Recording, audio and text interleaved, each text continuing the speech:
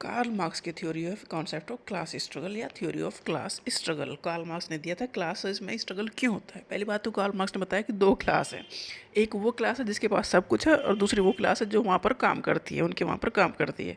तो एक के पास बहुत कुछ है और एक के पास कुछ भी नहीं है, तो दोनों आपस में फिर लड़ेंगे। मतलब जो एक्सप्लॉइट हो रही है वो क्लास कन्फ्लिक्ट होगा और रिवोल्यूशन आएगा। तो कार्ल मार्क्स के according class struggle is the conflict between social class. क्या है क्लास स्ट्रगल, क्या है, ये कन्फ्लिक्ट है सोशल क्लास के बीच में होने वाला, whose interest are opposed due to their different position in the economic system.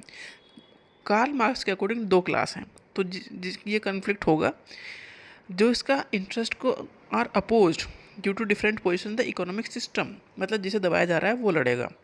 Karl Marx ने एक ब्यूटीफुल लाइन लिखी, the history of all hitherto existing society is the history of a class struggle. इसका मतलब है that throughout history society has been divided into classes. मतलब कभी ऐसा हुआ ही नहीं कि सोसाइटी में कोई क्लास ना हो। सोसाइटी जो है एक क्लासेस में डिवाइडेड या सोसाइटी में हायरार्की हमेशा से रही है। दैट कम्पीट ओवर वेल्थ, और जो ये हायरार्की रही है सोसाइटी में, ये हायरार्की किसकी वजह से है, wealth, power and control of resources की वजह से ये हायरार्की रही है। तो उसका जो कैपिटलिस्ट सोसाइटी है कार्ल मार्क्स के अकॉर्डिंग उसमें दो क्लास है, एक है बुर्गवासी, दूसरी है प्रोलिटेरिएट। तो ये बुर्गवासी जो क्लासेस है ये कैपिटलिस्ट क्लास है, मतलब जिसके पास सब कुछ है, जो मालिक हैं, owners of the means of production, जिसके पास फैक्ट्री है, ज़मीन है, कैपिटल है, इंडस्ट्रीज है, मतलब पैसे वाले लोग हैं ये।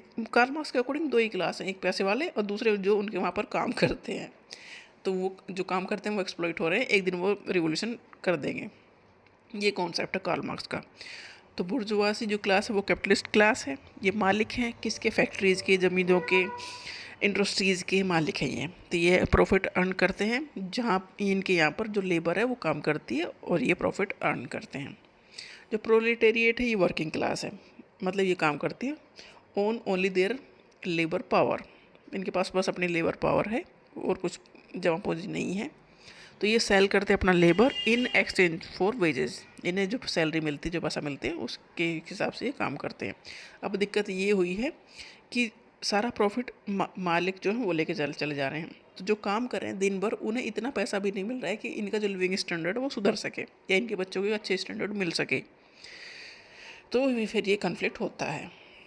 तो क्लास स्ट्रगल का काज क्या है, unequal distribution of wealth definitely है, क्योंकि एक के पास सब कुछ है दूसरे के पास कुछ नहीं है, वेल्थ एंड रिसोर्सेज, ये पहला कारण है। Exploitation of workers by the capitalist, exploitation कैसे हो रहा है कि इनके जो वर्किंग आवर है, कोई भी जैसे फैक्ट्री में काम कर रहे हैं तो 12-14 घंटा ये काम करते हैं और लिविंग स्टैंडर्ड इनका बहुत लो है। तो इनका मतलब ये जो प्रॉफिट हो रहा है उसका हिस्सा नहीं दिया जा रहा है, इन्हें सिर्फ वो सैलरी दी जा रही है जो मिनिमम सैलरी दी जा रही है, जो सही नहीं है, क्योंकि ये दिन भर अपना ज़िंदगी वहीं लग बिता रहे हैं। तो ये एक्सप्लॉइटेशन हो रहा है वर्कर्स का। कौन कर रहा है, कैपिटलिस्ट। तो exploitation of workers by the capitalist किया जा रहा है। तो कन्फ्लिक्ट होगा between profit maximising and the workers welfare. तो जो ओनर हैं वो तो चाहेंगे ना उनका प्रॉफिट ज़्यादा से ज़्यादा हो, तो वो ज़्यादा प्रोसेस डालेंगे, ज़्यादा काम करवाएंगे। बट जो वर्कर हैं उनका तो शरीर भी तो है, कितना काम करेंगे, फिर उस हिसाब से उन्हें कुछ फ़ायदा भी नहीं मिल रहा है, सैलरी भी उतनी लो है कि उनका लिविंग स्टैंडर्ड बहुत कम नीचे है। तो प्रोसेस क्या है क्लास स्ट्रगल का, वर्कर्स एक्सपीरियंस करते हैं एक्सप्लॉइटेशन, वर्कर्स को लगता है कि हम तो दिन भर काम करते हैं तब भी हमारे घर के खर्चे नहीं चलते, हमारा फिर कैसे चलेगा। तो उन्हें फील होता है कि भाई हमारे से ज़्यादा काम किया जा रहा है, प्रॉफिट जितना हो रहा है वो सब मालिक ले जा रहे हैं। तो उन्हें पता लगता है हमारा तो डेफिनेटली हमारा एक्सप्लॉइटेशन हो रहा है। तो वो क्लास कॉन्शियसनेस उनमें डेवलप होती है। तो एक class in it self become a class for it self, वो खुद के लिए लड़ना शुरू करते हैं। वर्कर्स ग्रुप में होते हैं ना, कोई एक लड़का तो नहीं जीत पाएगा, पूरा ग्रुप शुरू होता है। तो जब पूरा ग्रुप लड़ता है तो उसे कहते हैं class for itself. Workers organise करते हैं through unions and political movement, ये यूनियन बनाते हैं पॉलिटिकल मूवमेंट। रिवोल्यूशन होता है किसके अगेंस्ट, कैपिटलिस्ट सिस्टम के अकॉर्डिंग अगेंस्ट। रिवोल्यूशन लड़ाई किससे की जाएगी, कैपिटलिस्ट से, जो मालिक है उससे, कि हमें भी सैलरी ज़्यादा दी जाए कि हमारा लिविंग स्टैंडर्ड ठीक हो। तो ये प्रोसेस है क्लास स्ट्रगल का, पहले एक्सप्लॉइट होंगे फिर रिवोल्यूशन होगा। इसका क्रिटिसिज्म भी किया गया, कार्ल मार्क्स की थ्योरी का क्रिटिसिज्म भी किया गया। मार्क्स ने कहा, मार्क्स के अकॉर्डिंग उन्होंने एक्सेसिव इंपॉर्टेंस दिया इकोनॉमिक फैक्टर को। उन्होंने दो ही क्लास बताई, एक के पास पैसा है, दूसरे के पास पैसा नहीं है, तो इकोनॉमिक फैक्टर ही बेस हो गया।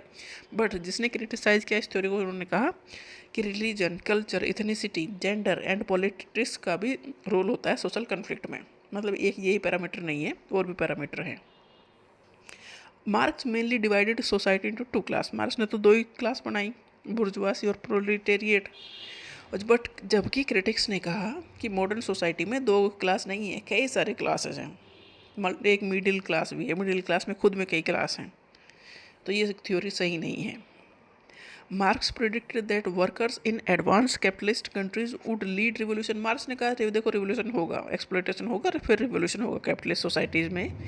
तो क्रिटिक्स ने कहा जो कैपिटलिस्ट सोसाइटी हैं वो मोर स्टेबल बन गई हैं। कैसे? उन्होंने किए हैं रिफॉर्म, वेलफेयर पॉलिसीज़ लेके आए हैं, लेबर राइट लेके आए हैं, जिससे कि वर्कर जो है उनके फ़ायदे की बात की गई है, तो ज़्यादा स्टेबल कंट्री बन गई हैं वो कंट्रीज़।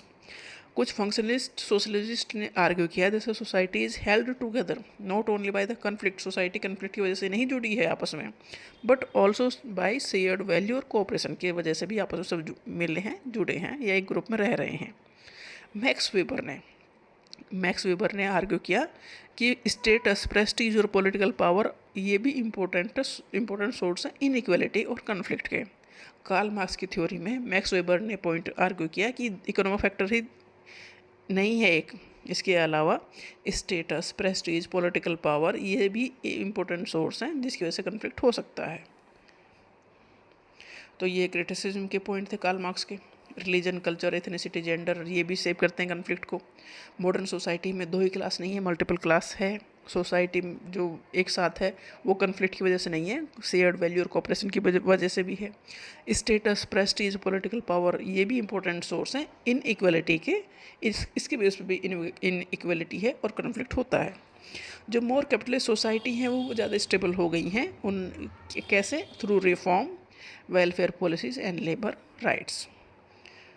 यही था class struggle by Karl marks.